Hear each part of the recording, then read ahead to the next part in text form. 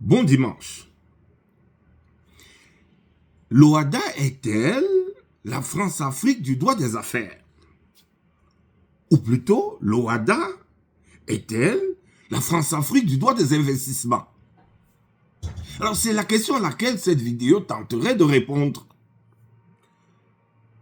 Je suis le docteur Robinson Tchabeni de l'Institut québécois des affaires internationales et nous sommes dimanche 26 janvier 2025. Commençons par rappeler le processus initié par l'Union africaine visant à créer un marché unique africain, c'est-à-dire à intégrer économiquement l'ensemble des pays du continent. Alors cette idée, ce projet lumineux de l'Union africaine fera l'objet du traité d'Abuja de 1991 qui va créer la communauté économique africaine. Fort curieusement, 2 ans après, c'est-à-dire en 1993, intervient une autre organisation africaine qu'on va appeler l'OHADA, l'Organisation pour l'harmonisation du droit des affaires en Afrique. Cette dernière organisation va se démarquer de la précédente, se démarquer du projet panafricaniste. Et du coup, on va s'interroger sur la véritable nature de cette organisation. On va se demander quels sont les véritables rapports que l'OHADA entretient avec la ZLECAf.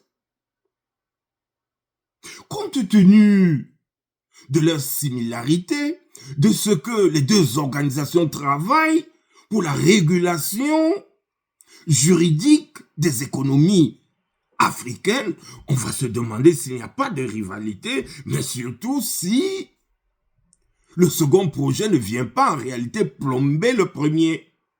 Étant donné que, nous l'avons dit, l'OHADA est une organisation qui regroupe 17 États africains sur 54. Donc à travers cette observation, on a le sentiment qu'il y a une partie des États africains qui se désolidarisent de l'ensemble des États qu'on va retrouver dans le cadre de l'Union africaine. Alors, ceci va nous emmener dans le cadre de cette vidéo à essayer de comparer les deux organisations.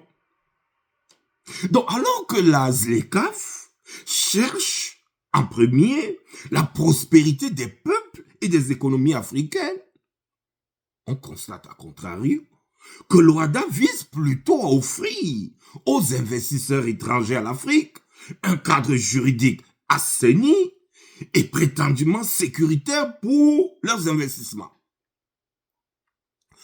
Première différence entre les deux organisations, c'est que la première, celle qui est le projet de l'Union africaine, elle vise la prospérité des peuples africains, la prospérité des économies africaines.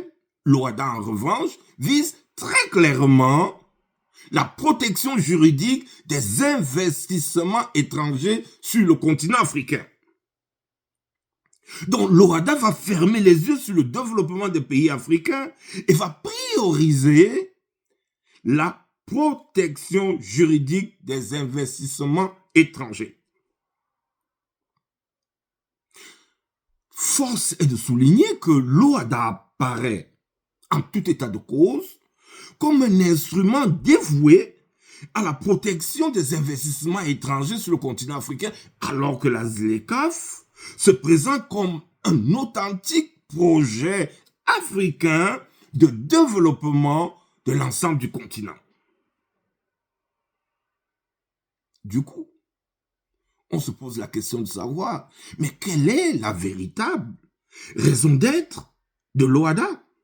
Dès lors que, faudrait-il le souligner, la protection des investisseurs étrangers est comprise dans le projet ZLECAf.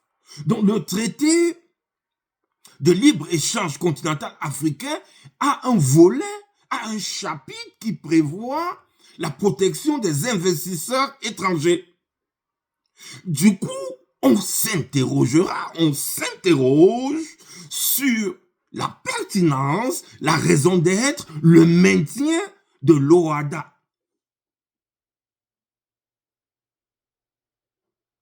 À bientôt pour la suite.